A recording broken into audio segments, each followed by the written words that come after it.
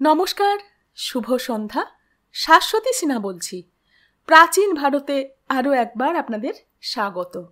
আপনারা শুনছেন অভিজ্ঞান গাঙ্গুলির ষড়শাস্ত্রের অন্তর্গত উপন্যাসিকা সোমশাস্ত্র। আজ শেষ পর্ব শুরু করি। 19।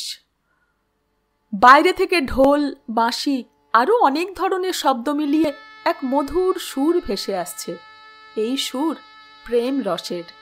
এই মুহূর্তের কক্ষের পরিবেশের সঙ্গে তা এক চরম বৈপরীত্য সৃষ্টি করছে। চাণক্য কিছুক্ষণ নিঃশব্দে দাঁড়িয়ে রইলেন। সম্ভবত তিনি ধনানন্দর থেকে প্রতিক্রিয়া বা প্রতিবাদ আশা করছিলেন, কিন্তু ধনানন্দ এইবার কিছুই বললেন না।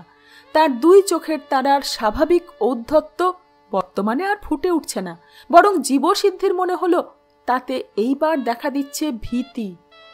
খানিকটা নিজের মনেই চাণক্য বলতে শুরু করলেন, এই সুবৃহৎ অনুষ্ঠানের মধ্যে, বিশেষ করে যেখানে এত অতিথির সমাগম, সেখানে বিষ নিয়ে প্রবেশ করা কঠিন নয়। কিন্তু তবুও যেখানে শত্রুপক্ষর ঘরে ঢুকে আঘাত হানার পরিকল্পনা করা হচ্ছে, অতএব বিষটিকেও গোপনে নিজের সঙ্গে আনার ক্ষেত্রে নিঃসন্দেহে বিশেষ সতর্কতা অবলম্বন করা হবে। বিষ এমনভাবেই রাজমহলে প্রবেশ করানো হবে যাতে তা কোনোভাবেই খুঁজে না পাওয়া যায়।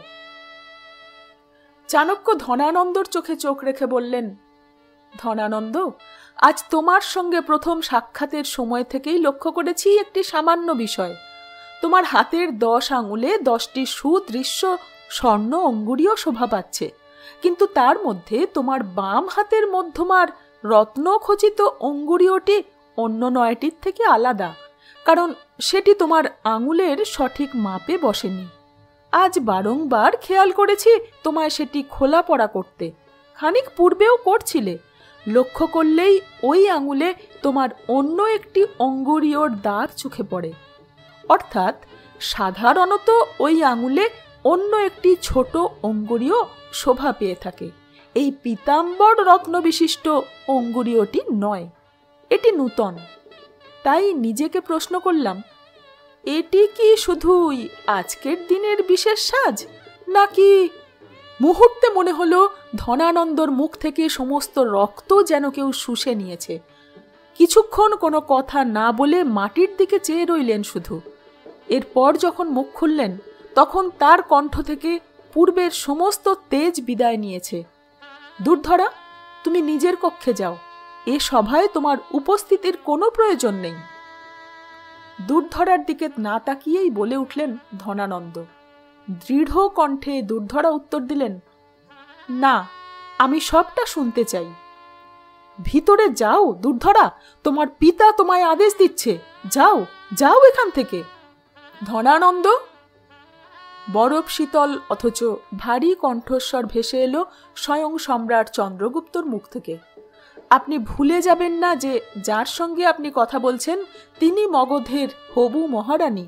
তাকে আদেশ দেওয়ার অধিকার আপনার নেই, অতএব সেই ধৃষ্টতা আপনি পুনরায় করবেন না। ধনানন্দ একবার চন্দ্রগুপ্তর দিকে চেয়েই চোখ নামিয়ে নিলেন।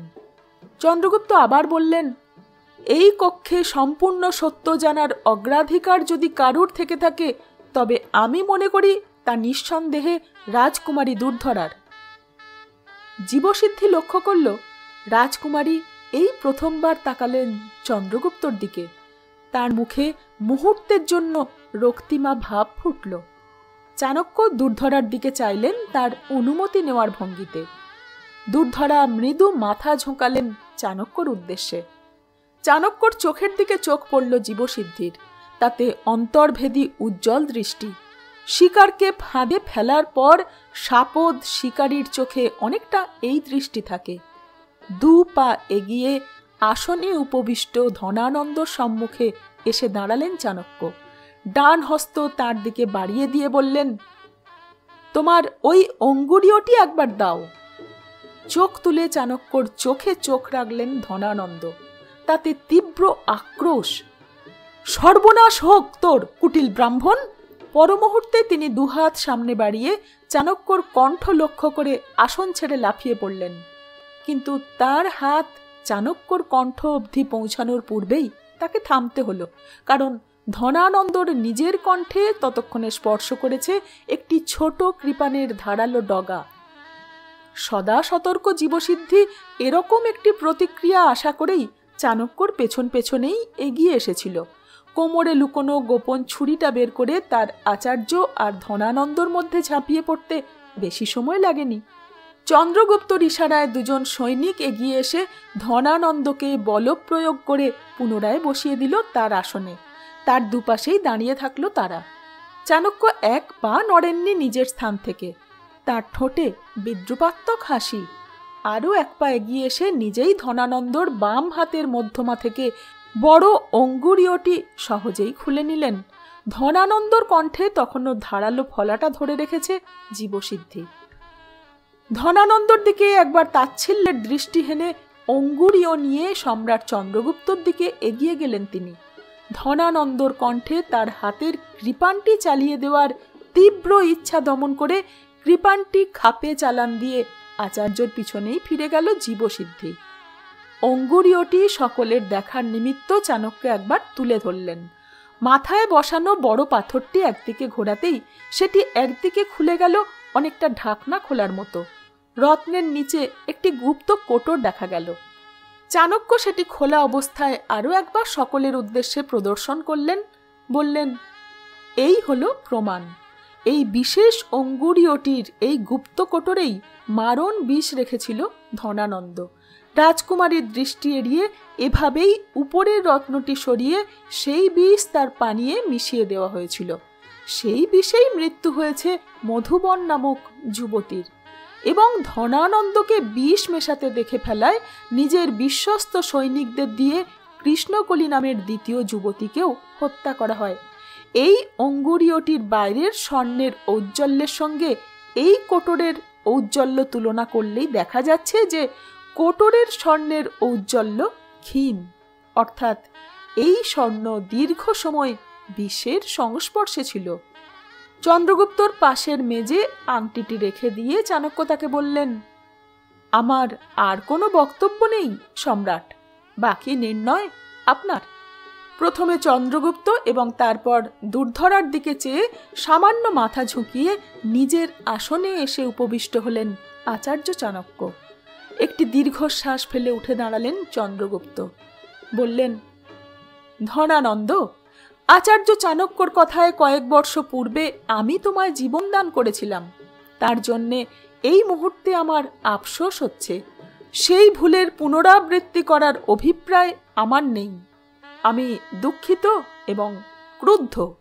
কিন্তু কথা থামিয়ে চন্দ্রগুপ্ত তাকালেন দুর্ধরার দিকে। দু হাতে মুখ ঠেকে তিনি কান্নায় ভেঙে পড়েছেন। চন্দ্রগুপ্ত পুনরায় মুখ খুললেন। কিন্তু এই কক্ষে সবচেয়ে বেশি যিনি আঘাত পেয়েছেন তার শোকের সম্মুখে আমার ক্রোধ অতি তুচ্ছ। তাই ধনানন্দ, তোমার ভাগ্য নির্ধারণের অধিকার একমাত্র তারই আছে বলে আমি মনে করি। রাজকুমারী দুর্ধরা এ বিষয়ে যা নির্ণয় নেবেন আমি তাই মেনে নেব। তার নির্ণয়ই হবে আমার নির্ণয়। অশ্রু ভেজা চোখে চন্দ্রগুপ্তর দিকে চাইলেন দুর্ধরা। এতগুলো বছর যাকে ঘৃণা করে এসেছেন তিনি, তাকে আজ সম্পূর্ণ অন্য রূপে চিনতে পারছেন দুর্ধরা। কে এই পুরুষ যিনি নিজের ক্রোধকেও বশ করতে সক্ষম? কে এই বিস্ময় তরুণ সেনানায়ক? দুর্ধরার অশ্রুসিক্ত চোখ দুটির দিকে চাইতেই হৃদয়ে একটি মোচড় অনুভব করলেন চন্দ্রগুপ্ত। গভীর একটি বিষণ্ণতা আচ্ছন্ন করল তার মন। আহা, কি বা দোষ এই মেয়েটির! অথচ কত ঝড়ের মধ্যেই না তাকে এনে ফেলা হয়েছে, বারংবার তাকে ব্যবহার করা হয়েছে, তার পিতা তাকে ব্যবহার করেছে। আর তিনি নিজে, তারাও কি এই মেয়েটিকে ব্যবহার করেননি? জোর করে পরিস্থিতির চাপে তাকে বিবাহে বাধ্য করেছেন তারা। হায়, না না, এই অন্যায় তিনি করতে পারেন না। এই কোমল নারীর চোখের জল তিনি সহ্য করতে পারবেন না। দরকারে চাণক্যর বিরুদ্ধে গিয়েও তিনি এই অন্যায়ের প্রতিরোধ করবেন। মনে মনে নির্ণয় নিলেন চন্দ্রগুপ্ত। দু চোখের অশ্রু মুছে উঠে দাঁড়ালেন রাজকুমারী দুর্ধরা, এগিয়ে গেলেন ধনানন্দর দিকে, দৃঢ় কণ্ঠে বললেন, পিতা, আমি লজ্জিত, আমি ব্যথিত। আপনি কি করে এই ঘৃণ্য কার্য করতে পারলেন? চোখ তুলে চাইলেন ধনানন্দ। তাকে বৃদ্ধ, দুর্বল লাগছে। বললেন, তোমার জন্যে, আমি যে তোমারই জন্যে করেছি দুর্ধরা। কি করে তোমায় তুলে দিতে পারতাম আমি এই এদের হাতে? তুমি যে আমার জীবনের চেয়েও দামি। মুহূর্তের জন্য কি দুর্বল হলেন দুর্ধরা? পিতার প্রতি তার হৃদয়ে সহানুভূতি জাগল। রাজকুমারীর মুখ দেখে অনুমান করতে পারল না জীবসিদ্ধি, তবে তার পরের শব্দগুলি বলার সময় তার কণ্ঠ সামান্য কাঁপল। আর কৃষ্ণকলি ও মধুবন, তারা আপনার কন্যা সমা ছিল না? তাদের হত্যা করেছেন আপনি। সম্রাট চন্দ্রগুপ্তকেও হত্যার চেষ্টা করেছেন। ধিক্কার আপনাকে! চিৎকার করে প্রতিবাদ করলেন ধনানন্দ। না, আমি চন্দ্রগুপ্তকে বিষ দিয়ে হত্যার চেষ্টা করিনি। বিশ্বাস করো আমার কথা। উত্তর ভেসে এলো চাণক্যর মুখ থেকে। বিশ্বাস করলাম, সম্রাটের পানীয়ে তুমি বিষ মেশাওনি, তা আমি জানি। তবে তবে কে? সে প্রশ্নের উত্তর তোমার জানা নিষ্প্রয়োজন। আর কোনো ব্যাখ্যা দিলেন না চাণক্য। পরবর্তী কথাগুলো বলার পূর্বে একবার শ্বাস নিলেন দুর্ধরা। তার কণ্ঠের দৃঢ়তা ফিরে এসেছে। আমি আদেশ দিচ্ছি, এই মুহূর্তে আপনি পাটলিপুত্র ত্যাগ করবেন। ভোরের আলো ফোটার পূর্বে আপনি মগধের সীমানা পার করবেন এবং ভবিষ্যতে কোনো দিন মগধের ভূমিতে আপনি পা রাখবেন না। আমার সঙ্গে কোনোভাবে যোগাযোগের চেষ্টা করলে আপনার প্রাণ রক্ষার দায়িত্ব আমার নয়। জানবেন, আপনার কন্যাকে আপনি আজকে তার অন্য 2 সখীর সঙ্গেই হত্যা করেছেন। নিজের আসনে ফিরে এলেন দুর্ধরা। দ্বিতীয়বার পিছন ফিরে তাকালেন না। বিস্মিত হয়েছে জীবসিদ্ধি, তবে তার চেয়েও বেশি বিস্মিত হয়েছেন চন্দ্রগুপ্ত। কে এই নারী? তাকে একটু আগে কোমল, দুর্বল ভেবেছিলেন তিনি। ভুল করেছিলেন। উঠে দাঁড়ালেন ধনানন্দ। একবার চাইলেন কন্যার দিকে। মুখ ফিরিয়ে বসে আছেন দুর্ধরা। ধনানন্দ চাইলেন তার বিশ্বস্ত অমাত্যর দিকে। রাক্ষস তার দিকে একবার চোখে চোখ রেখে তা নামিয়ে নিলেন।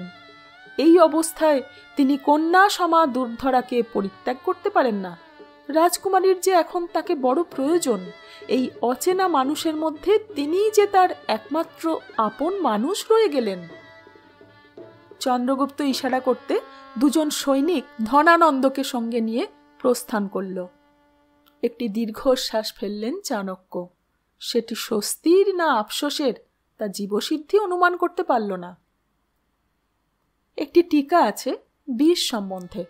বিষের সংস্পর্শে এলে স্বর্ণের ঔজ্জ্বল্য ম্লান হয়, এই তথ্য অর্থশাস্ত্রে লেখা আছে। যে কারণে অতীতে রাজাদের সোনার থালা বাসনে খাবার খাওয়ার নিয়ম ছিল, যাতে আহারে বিষ থাকলে তা বোঝা যায়। 20। জীবসিদ্ধি উঠে দাঁড়িয়ে উপস্থিত ব্যক্তিদের প্রণাম জানিয়ে বলল, আপনাদের ব্যস্ততার মধ্যে কিছুটা সময় নেওয়ার জন্যে ক্ষমা প্রার্থী। তবে আপনারা আসতে পারেন যদি আপনাদের আর কোনো প্রয়োজন না থাকে। জিমুতবাহন, মলয়কেতু এবং ভুবন বেরিয়ে গেলেও অন্যরা নিজের নিজের আসনে বসে রইলেন। মহামাত্য কৃষ্ণনাথকে খুবই ক্লান্ত লাগছে। রাক্ষসও বসে আছেন নিজের জায়গায়। তিনি কিছু ভাবছিলেন।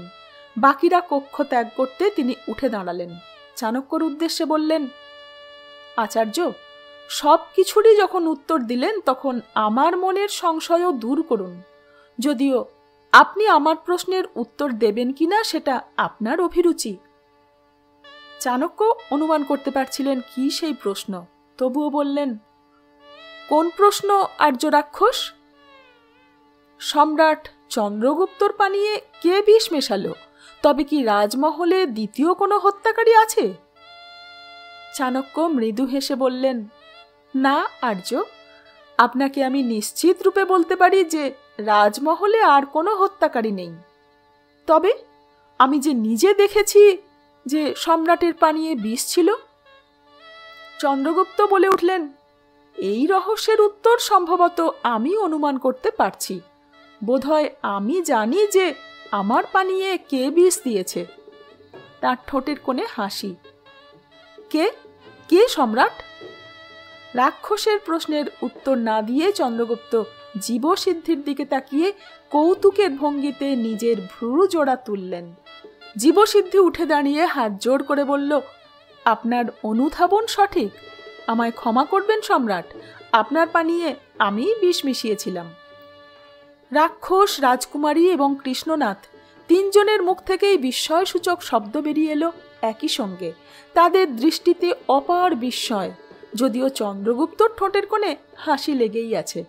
উৎসাহিত ভঙ্গিতে তার আসনের হাতলে মুষ্টির আঘাত করে বললেন, আহ, আমি জানতাম আজকে দুপুরে আমার কক্ষে যখন আচার্য অন্য কোনো দাসের পরিবর্তে তোমায় আমার অভুক্ত খাদ্য এবং পানীয় নিয়ে যেতে বললেন, সেই মুহূর্তেই আমার মনে সন্দেহ দেখা দিয়েছিল, কিন্তু তার বিশেষ কোনো তাৎপর্য আমি অনুমান করতে পারিনি। কিন্তু খানিক পূর্বেই যখন আচার্য ধনানন্দকে এই প্রশ্নের উত্তর দিতে অস্বীকার করলেন, তখনই আমার মনে পড়ে গেল আমার কক্ষে আচার্য গোপনে তোমায় কিছু একটা নির্দেশ দিচ্ছিলেন। হার মানার ভঙ্গিতে দু হাত তুলে জীবসিদ্ধি হেসে বলল, যথার্থ অনুমান করেছ ভ্রাতা। তোমার অনুধাবন ক্ষমতা শীঘ্রই গুরুদেবকে অতিক্রম করবে আশা রাখি। নাসিকা থেকে একটি শব্দ নির্গত হলো চাণক্যর। অনেকটা যেন তিনি বলতে চাইলেন, আশা থাকা ভালো, দুরাশা নয়। রাক্ষস বললেন, কিন্তু আমি যে কিছুই বুঝতে পারছি না, এর অর্থ কি? চাণক্য ডান হস্ত উঠিয়ে বললেন, আমারই আদেশে জীবসিদ্ধি সম্রাটের পানপাত্রের অবশিষ্ট পানীয়ে বিষ মিশিয়েছিল। কিন্তু কেন? ক্ষমা করবেন আর্য কাত্যায়ন, এই সামান্য ছলনার সাহায্য আমায় নিতেই হয়েছে। এই নির্দেশ এই কারণেই দিয়েছিলাম যাতে আপনার উপস্থিতিতে রাজকুমারী এবং সম্রাট উভয়েরই পানীয় পরীক্ষার সময় তাতে বিষ পাওয়া যায়। মনে মনে চাণক্য ভাবলেন, সম্রাটের খাদ্যে এমনিতেই বিষ থাকে সাধারণত, কিন্তু আজকে বিশেষ দিনে তা দেওয়া হয়নি, অন্যথায় এমনিতেই বিষ পাওয়া যেত তার উচ্ছিষ্ট খাদ্যে। জীবসিদ্ধিকে আলাদা করে আর বিষ প্রয়োগ করতে হতো না। রাক্ষস প্রশ্ন করলেন, কিন্তু কেন? পরিস্থিতি বাধ্য করেছে আর্য। রাজকুমারী দুর্ধরার পানীয়ে বিষ প্রয়োগ করে তাকে কেউ হত্যার চেষ্টা করেছে। আপনারা আমাদের অর্থাৎ মগধের বিরুদ্ধে অভিযোগ করতেন এবং এই বিবাহ সেই মুহূর্তে স্থগিত করে পাটলিপুত্র ত্যাগ করতেন। অতিথিদের মধ্যে ধনানন্দ এই সংবাদ ছড়িয়ে দিলে আর কোনোভাবেই আমরা আপনাদের আটকাতে পারতাম না। সেই অভিলাষই ছিল ধনানন্দর, কিন্তু রহস্যের সমাধানের জন্য আমার সময় প্রয়োজন ছিল, যা আপনারা আমাকে দিতেন না। তাই আমাকে বাধ্য হয়ে সেই মুহূর্তে এই ছলটি করতে হলো। যদি সম্রাটের পানীয়েও বিষ পাওয়া যায় এবং তার সাক্ষী যদি নন্দের বিশ্বস্ত অমাত্য থাকে, তবে পরিস্থিতিতে কিছুটা সমতা আসে। অর্থাৎ আপনারা একতরফা আমাদের বিরুদ্ধে চক্রান্তের অভিযোগ করতে পারবেন না, আমাদের কাছেও পাল্টা অভিযোগের অস্ত্র থাকবে। সম্রাটকে হত্যার চেষ্টা সাধারণ ব্যাপার নয়, অতএব আপনারাও ভেবেচিন্তে নির্ণয় নিতে বাধ্য হবেন। আপনারাও সেই কারণেই ঘটনাটি অতিথিদের মধ্যে রটিয়ে দেওয়ার সাহস করলেন না। এর ফলে আমি সময় পেয়ে গেলাম। এই সামান্য ছল ব্যতীত আমি এই রহস্যের সমাধান করতে পারতাম না আর্য। এই কারণে আমি আপনার এবং রাজকুমারীর কাছে ক্ষমা প্রার্থী। রাক্ষসের মুখে এই প্রথম একটি অভিব্যক্তি ফুটে উঠল। সেটি অসন্তোষের না প্রশংসার তা অনুমান করা গেল না স্পষ্ট। ঠোঁটের ফাঁকে তিনি কিছু একটা শব্দ বললেন, তা স্পষ্ট শোনা না গেলেও জীবসিদ্ধির মনে হলো কথাটি কৌটিল্য। বাইরে থেকে প্রহর ঘণ্টার ধ্বনি ভেসে এলো। রাত্রির দ্বিতীয় প্রহর শুরু হয়েছে, আর সঙ্গে সঙ্গেই যেন সকলের মনেই প্রশ্নটা এলো, এইবার কি? চন্দ্রগুপ্ত একবার দুর্ধরার দিকে দেখলেন। রাজকুমারী নিশ্চুপ বসে আছেন, তার গাল বেয়ে এখনো অশ্রুধারা নামছে। নারীর বিষয়ে অসহায় পুরুষ মাত্রেই তার মিত্রদের শরণাপন্ন হয়ে থাকে। চন্দ্রগুপ্ত তাই এই মুহূর্তে তার একমাত্র মিত্রস্থানীয় ব্যক্তির দিকে জিজ্ঞাসু দৃষ্টিতে পরামর্শ চাইলেন। জীবসিদ্ধি তাকে নিঃশব্দে দুর্ধরার দিকে ইশারা করল। আসন ছেড়ে দুর্ধরার সম্মুখে গিয়ে দাঁড়ালেন চন্দ্রগুপ্ত। দুর্ধরা লক্ষ্য করেননি তাকে। তিনি ফাঁকা দৃষ্টিতে চেয়ে আছেন দেয়ালের দিকে। রাজকুমারী চিন্তায় ছেদ পড়তেই নিজের সম্মুখে দাঁড়ানো চন্দ্রগুপ্তকে নজরে পড়ল দুর্ধরার। মুহূর্তে তিনি উঠে দাঁড়ালেন আসন ছেড়ে। চন্দ্রগুপ্তর সম্মুখে মাথা নত করে দাঁড়িয়ে রইলেন।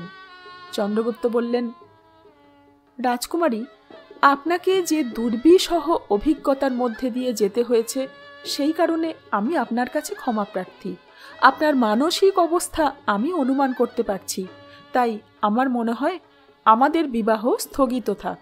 আপনাকে আর কেউ আপনার ইচ্ছার বিরুদ্ধে বিবাহ করতে জোর করবে না, এ কথা আজকে আপনাকে আমি দিলাম। আপনি চাইলে এই পাটলিপুত্রতেই আপনার নিবাসের ব্যবস্থা করতে পারি। আপনি সম্পূর্ণ স্বাধীনভাবে নিজের মহলে থাকুন। কারুর রাজনৈতিক চুক্তির অংশ আপনি নন। শেষ কথাটি একটু জোরেই বললেন চন্দ্রগুপ্ত, যাতে কথাটা চাণক্যর কান অবধি পৌঁছয়। চাণক্য অবশ্য এই মুহূর্তে সম্পূর্ণ একাগ্রতার সঙ্গে একটি গুড়ের মধুদ্রব্যের মনোনিবেশ করেছেন, তবে জীবসিদ্ধি নিশ্চিত কথাটি তিনি শুনেছেন। চন্দ্রগুপ্ত বললেন, আপনি বিশ্রাম নিন রাজকুমারী। আপনার কোনো রকম অসম্মান এই পাটলিপুত্রতে হবে না। আপনার দুই সখীর যথাযথ মর্যাদায় শেষকৃত্য সম্পন্ন করা হবে, তা আপনাকে আমি আশ্বাস দিচ্ছি। আমি মহামাত্যকে ঘোষণা করে দিতে বলছি যে বিবাহ হবে না। অবাক নয়নে দুর্ধরা চেয়ে রয়েছে তার সম্মুখে দাঁড়ানো মানুষটির দিকে। এই প্রথমবার দুর্ধরা লক্ষ্য করল যে এই তরুণ অসম্ভব সুপুরুষ। তার দীপ্ত মুখে এবং চোখে এক অদ্ভুত মায়াভরা আকর্ষণ আছে। দুর্ধরাকে নমস্কার জানিয়ে ফিরলেন চন্দ্রগুপ্ত। অমাত্য কৃষ্ণনাথের উদ্দেশ্যে আদেশ দিতে যাচ্ছিলেন তিনি, তখনই তাকে কেউ ডাকল, দাঁড়ান সম্রাট। রাজকুমারী তাকে ডেকেছেন। মুহূর্তে এক অব্যক্ত আশায় চন্দ্রগুপ্তর হৃদয় লাফিয়ে উঠল। কি বলুন রাজকুমারী, এই বিবাহে কি আপনার মত ছিল? না, ছিল না। পুরুষের মধ্যে প্রেমিককে চিনতে পারার ক্ষমতা প্রতিটি নারীর থাকে। রাজকুমারী দুর্ধরা প্রশ্ন করলেন, আর এখন আপনার কি আমাকে বিবাহে আপত্তি আছে? আমি বাক্যহারা হয়েছেন চন্দ্রগুপ্ত। কি করেই বা তিনি বলবেন যে এই মুহূর্তে তিনি এই অপরূপ প্রজ্ঞা নারীকে নিজের বাহুবন্ধনে জড়িয়ে নেওয়ার প্রচণ্ড ইচ্ছে দমন করে রয়েছেন। তাই উত্তর দিতে পারলেন না চন্দ্রগুপ্ত। যদিও দুর্ধরার যা জানার তা তার জানা হয়ে গিয়েছে, তার মুখের রক্তিমা ভাব তার প্রমাণ। চোখ নামিয়ে তিনি বললেন, এই বিবাহ আজকে স্থগিত হলে তাতে আমার পিতারই উদ্দেশ্য সফল হবে। আমি তা চাই না, বাকিটা আপনার বিচার্য। চন্দ্রগুপ্তর পক্ষ থেকে কোনো উত্তর আসছে না দেখে চোখ তুলে চাইলেন দুর্ধরা। দেখলেন তার সামনের তরুণটি তার দিকে মোহাবিষ্টর দৃষ্টিতে চেয়ে আছেন। এ দৃষ্টি সম্রাটের নয়, এ দৃষ্টি প্রেমিকের। দুর্ধরা অনুভব করলেন সেই দৃষ্টির দিকে তিনি বেশিক্ষণ চেয়ে থাকতে পারছেন না। কেমন যেন সব এলোমেলো হয়ে যাচ্ছে তার। যুগলের দিকে তাকিয়ে নিঃশব্দে উঠল জীবসিদ্ধি। চাণক্যর দিকে তাকাতে সে লক্ষ্য করল চাণক্য অন্যদিকে চেয়ে আছেন, মুখে নির্লিপ্ত ভঙ্গি, তবে তার ঠোঁটের কোণে এক চলক হাসি যেন দেখা দিয়েই মিলিয়ে গেল। চন্দ্রগুপ্ত এবং দুর্ধরা এখনো একে অন্যের দিকে চেয়ে আছেন। তারা এই মুহূর্তে নিজেদের পরিবেশ ও পরিস্থিতির সম্বন্ধে সম্পূর্ণ অনবহিত। জীবসিদ্ধি তাদের কাছে গিয়ে বলল, ওহে ভ্রাতা, নির্ণয় যখন তোমরা নিয়েই ফেলেছ তখন আর দেরি করো না, বিবাহ লগ্ন যে আসন্ন। জীবসিদ্ধি দ্রুত দাসদাসীদের নির্দেশ দিয়ে সম্রাট ও রাজকুমারীকে যে যার নিজের কক্ষে তৈরি হতে পাঠিয়ে দিল। প্রসন্ন চিত্তে ফিরে এলো সে চাণক্যর পাশে।